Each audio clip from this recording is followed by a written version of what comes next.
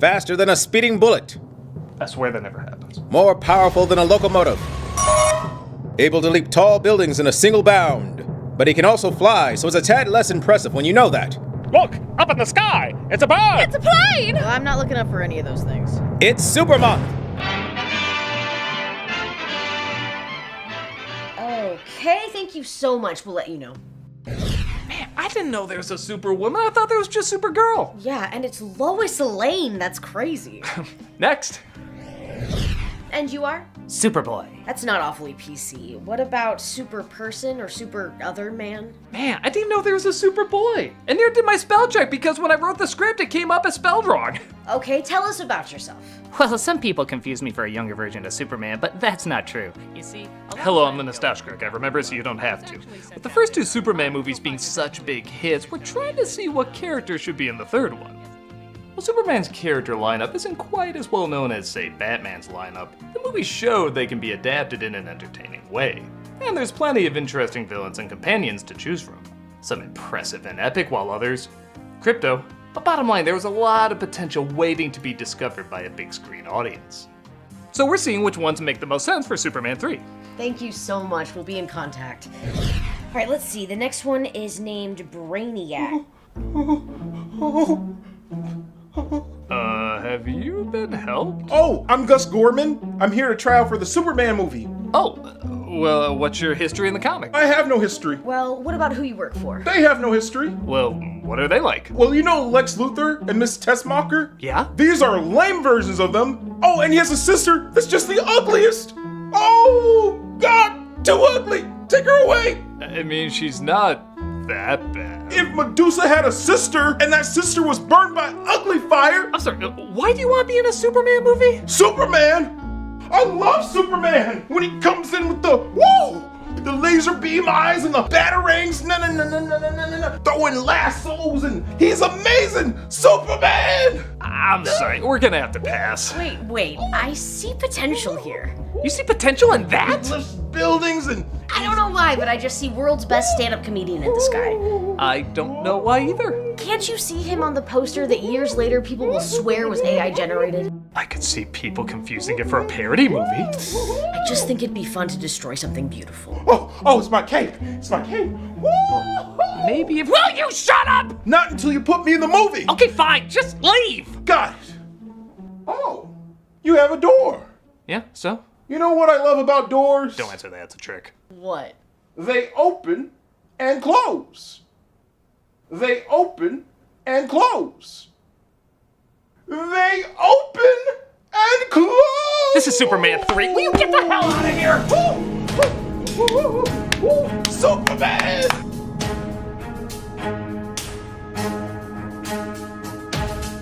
After the smash hits of Superman 1 and 2, the replacement director from the last film came in to continue their success with Superman 3. And when I say success, I mainly mean the suck part. After we got one of the greatest superhero sequels of all time, it only figures we get one of the worst superhero sequels of all time. No, really, it's been called that a lot. With an unfocused plot, essential characters given a back seat, and an absolute assassination of comedy from a brilliant comedian, Richard Pryor. Pryor was a huge star both in stand-up and the movie scene. And he took the part thinking there would be a bit more drama to the role.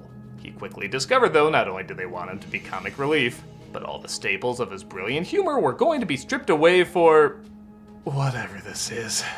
But to just blame Pryor for the film's failure would be like blaming Jake Lloyd for Phantom Menace or Sofia Coppola for Godfather 3.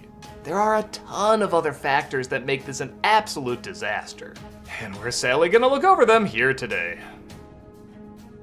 So let's take a look at this laugh riot. Hey, critic, I really think you're missing some great comedy out here. I mean, his cape is pink. Superman's cape is not pink. It's so wacky. Get out of here! Let's take a look at Superman 3. Next. Name. Sorry, I put on the beginning of Bustin' Loose. Yeah, would you even guess this was a superhero movie? Or any comic book movie for that matter? It's just Pryor playing a character named Gus trying to get a job from a Chuck Jones caricature here. They expect you to learn that stuff in one day. Hold the lettuce, hold the ketchup. Can I have some sauce, please? I don't want any sauce. Sir, we're trying to film a Superman flick. Please step aside. Do you know what you are? Don't call me a bum. I'm not a bum. I was gonna say making the toy look like a comedic masterpiece, but bum is good. To hell with those epic opening titles in space, this sequel opens literally walking over the names of Superman and Richard Pryor. Can't get more fitting than that. This whole intro is done like a silent comedy if it was played at half speed. All the timing is painfully off. Though maybe that's because you can't make out half of it because the lower portion is so blurry you'd swear you're wearing bifocals. Hey, you're supposed to be in a Batman movie, little fella. Well, I saved the day. Back on the street you go to cause an accident. The payoff isn't even that great. Superman saves one guy and then the slapstick just keeps going. Wouldn't it make more sense if he had a solution that solved every problem, like putting everyone in trouble on a truck and lifting them out of the chaos over to one street over? And maybe they start causing chaos in that street too? I don't know, it's not a great conclusion, but this doesn't even conclude. It just moves on to something else. Even they have a look like... Was there a human mousetrap game going on for 6 minutes? No, I remember joy coming from that game.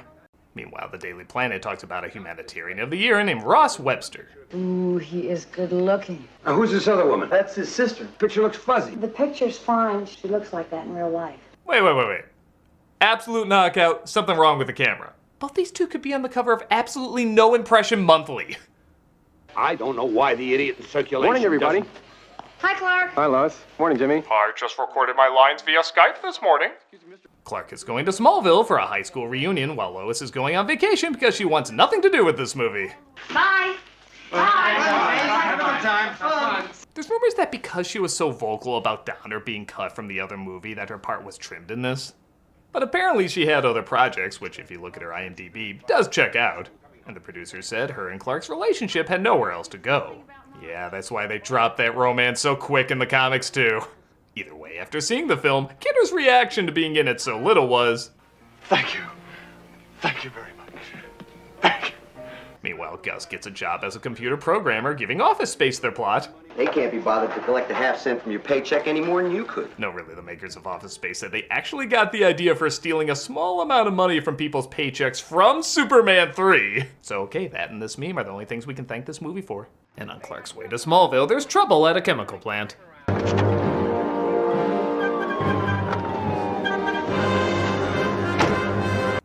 Okay, that was a surprisingly good effect.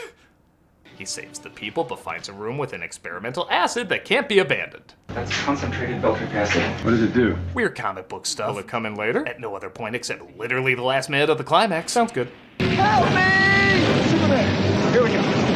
This is so much better than saving Lois. Apparently her and my relationship had nowhere to go, but me and Jimmy? That chemistry we can still work off of. Actually, most of the romance is around Clark and his old high school friend Lana Lang, played by Annette O'Toole, who I do give credit is not only from the comic, but also from the first film. I know it's a weird thing to praise, but seeing how they just make up whoever they want now, I'll give credit when they have a good callback.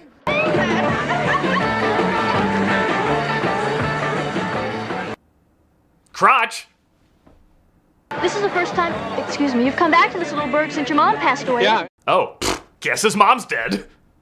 The father dying is a huge character-defining moment, but the mother passing is barely a comic book asterisk. Thanks for helping me out. You kidding, Lana? He helps Lana clean up after the party and they catch up on old times.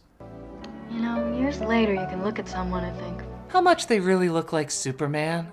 Meanwhile, in Pleasantville, Jesus, somebody get laid so we can see more color. We see our villains Ross, played by Robert Vaughn, his sister Vera, played by Annie Ross, and Lorelai, played by Pamela Stevenson. Bubba, I will not let this woman have the right to... Mouths closed, ears open. She's a big pig. You go back to working with Dr. Evil, and you go back to dating Mickey Mouse. Kiss the 85 thou goodbye. They find out about Gus's computer scheme, and rather than turn him in, they invite him to help out with their evil plans. I know that you're a man of compassion and you have pity, and I don't want to go to jail because they have robbers and rapists. Is it weird that that's the second PG Superman movie to use that word? Computers rule the world today, and the fellow that can fool the computer can rule the world himself. I will say the bad guy's plan to control all computers, predicting they're going to be an even bigger thing in the future, is weirdly ahead of its time. But kind of in the same way the box scheme in Batman Forever was ahead of its time. Everything else about the villains are still pretty dumb. You didn't tell me your mother was going to be here. It is not enough that I succeed. Everyone else must fail.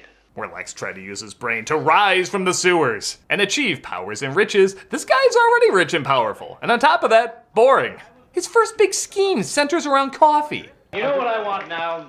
No. I want coffee. Destroy the entire Colombian coffee crop right down to the last. Okay, I guess I can't pretend real estate is the most fascinating scheme either, but Lex would have made this interesting. Otis would want his own brand of coffee or something. But that's nothing compared to the amazing subplot of the Daily Planet running their Jingo Bingo. No, really, that's a subplot, and they return to it a lot. It's time for you to draw this month's winning jingo number. This is the first time I ever won anything. Oh, look, Maury. A native wedding. Get out your wallet, Mr. Editor! Mr. White, look what I've got for you. How's it do that? How's it manage to cut from one boring thing to an even more boring thing? Clark hangs with Lana and her son Ricky, and I will admit, I love him wearing the red Smallville sweater with an S on it like a cape, as they try to have a picnic. Hey, pate. Oh, Clark, that's Buster's dog food. Oh shoot, well I have to kiss you now to make you forget that. Little Ricky's in trouble though and about to get plowed, so Superman goes to save him. Superman? That's me. Wow, they did not do a camera test with him and that kid because they had no connection. It's actually kind of impressive. A little boy and Superman. It is impossible for them not to have chemistry together. This kid's supposed to bring back Superman's humanity later, yet he looks at him like he was hoping for the Green Lantern. Mr. Kent? And of course, Clark returns, but no one can put together their connection. I see Superman every day. Could you get me his autograph? I don't know. If I had a nickel for every time some little kid... Man, that's bad when even the movie is like, this scene's going nowhere, just cut away from it. There's no vodka in it! Oh, now things are funny. We got big hats. You never do pass out, do you? Nope. Gus gets the security guard drunk so he can access... You know, I'll be honest, I don't fully know. This movie is so boring and I try watching so many of these scenes without falling asleep that I actually miss what he's supposed to be doing here. I know you can argue it's unprofessional of me, but I'd rather be called unprofessional than watch any of Superman 3 again. Somehow he hacks the computers all throughout the city to be even more unfunny than it already is, which is an impressive feat.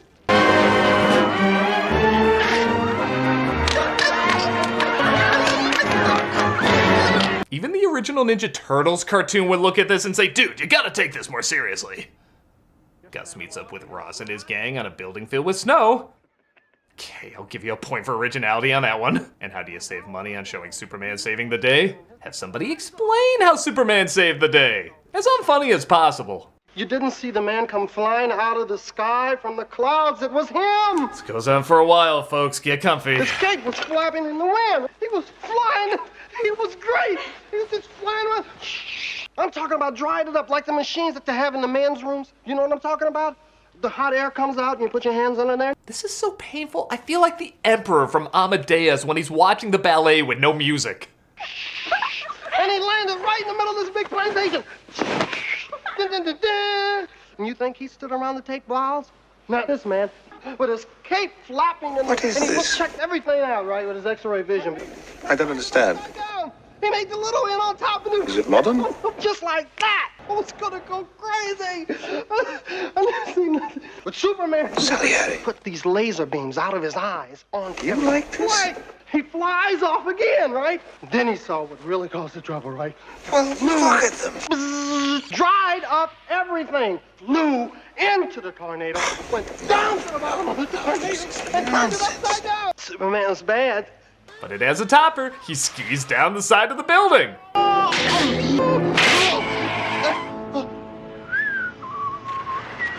Literally Goofy, 40 years earlier, doing the same thing as saying, oh, I'm embarrassed for you.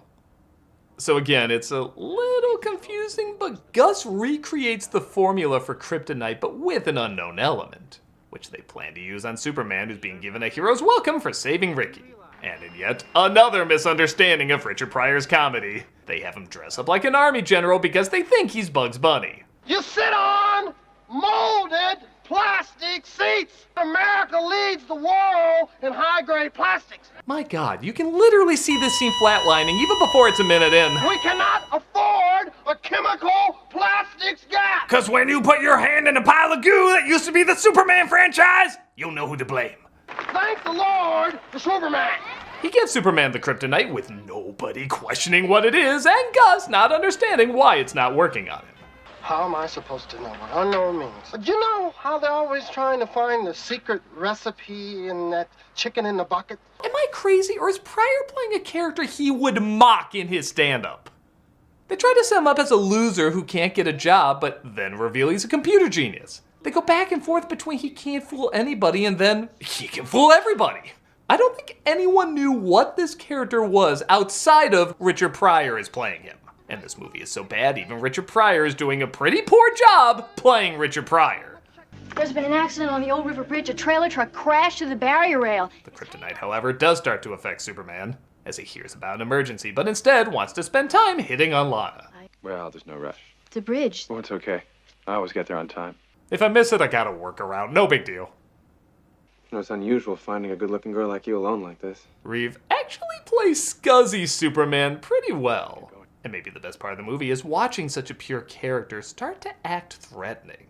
He doesn't even do anything here, yet you swear you're watching a serial killer stalk his next victim. Are you sure you shouldn't do something about the bridge? What bridge? I destroyed it in the 2 seconds you looked away. He comes to his senses, though, and makes his way to where the disaster already took place. What can I do to help? Not much of anything now. If only you'd got here a minute sooner. I'll get here sooner when you fix this damn door! So you might think this is the beginning of Superman slowly turning evil, bit by bit, losing the humanity that kept him such a decent superhero. But no, he's just bad right away. That interesting back and forth between if he should be selfish or noble, that is literally all you get. From here on out, he's just a scumbag. No transition, no complex character study, he's just a dickhole now. I love too, the first bad thing he does is he straightens out the Tower of Pisa. Well, fixing this was a piece of cake. Ha! Even my puns are evil! His second act of menace, blowing out the Olympic torch. These are less evil deeds and more super pranks for a YouTube channel. Speaking of erect torches, while our villains devise an evil plot to seize control of oil tankers, Lorelei tries to get Superman's attention. Don't let me keep you from anything.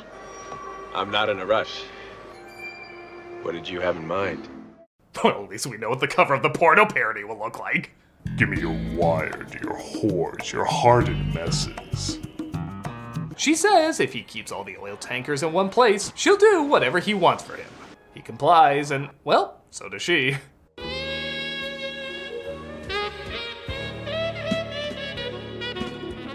Cut to a woman-shaped hole through the bottom of the bed. You know, it's funny. Most people love sharing this meme because, well, it's goddamn hilarious. But the funniest part isn't even in the meme. It's not that it's an unshaven Superman getting drunk. It's that it's an unshaven Superman getting drunk and nobody at the bar turns their head. They don't even look nervous to turn their head. They're just like, Yeah, we saw Wonder Woman pole dancing last week, smashed off her ass. This is kind of a normal thing around here.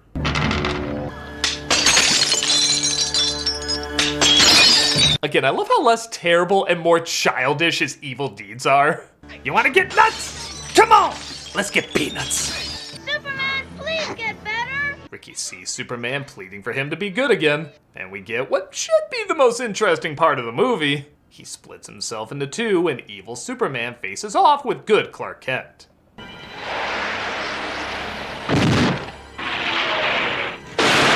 Now, admittedly, this is a fascinating idea. You can have all the selfishness of what Superman could have been if he gave in to his temptations, fight against all the good he is by not giving in to them. The problem is, it's literally that, just a fight. And while it is cool to see, there's very little meat to it. Like, if Clark reminded him of the good they could accomplish versus Superman saying how much humanity doesn't deserve them. There's so many things you could do with this, and they don't take advantage of any of it. However, like I said, the image of this is just so good, it does come across as a little cool. Even if at times, it is unintentionally hilarious.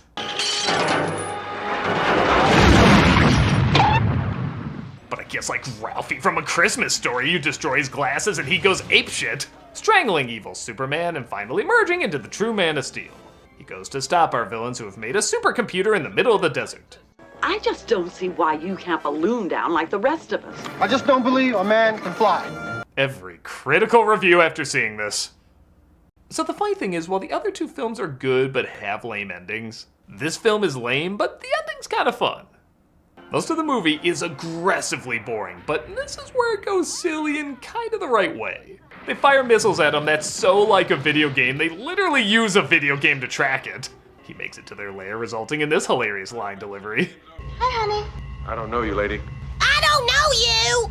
And this supercomputer is surprisingly pretty badass. It has some really cool creative weapons that manage to really hurt Superman without just bringing a green rock towards him. Even if, again, it doesn't always make sense. Let's see how long you can carry on without any air. Yeah, there's plenty of air out in space. Congratulations, old buddy. You're going to go down in history as the man who killed Superman. Oh, come on, man. That's too close to home. There's the writers, the director. When Gus has a change of heart and tries to turn off the computer is so powerful it goes Skynet and becomes self-aware, deciding it wants to kill everybody. Seriously, this damn computer should have been the main villain. And in a scene I know scared almost every single child who saw it, the computer starts turning people into robots.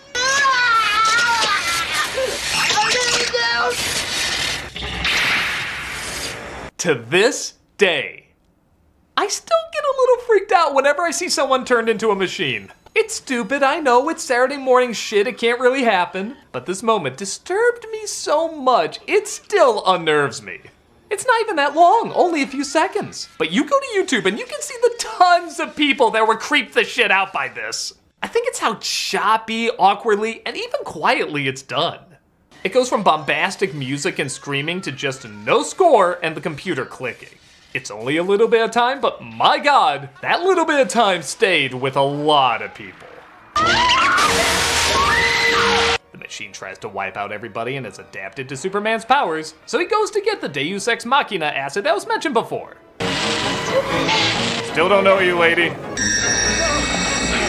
The machine tries to roboticize Supes as well, but the acid breaks through, blowing up the computer. Thank you, brother. Thank you for several times trying to kill me. No, really, he lets Gus off because he saved him once and even manages to get him a job. Just, you know, no more of that almost destroying the world thing, young man. You really flew with him. Oh, you don't know about me and him? What did he even think was gonna be there? This movie's awful! The film reminds you Lana Lang is in it as Clark gets her a job at the Daily Planet. Oh, I see, Supes has Lois, but Clark has Lana. What am I supposed to be rooting for again?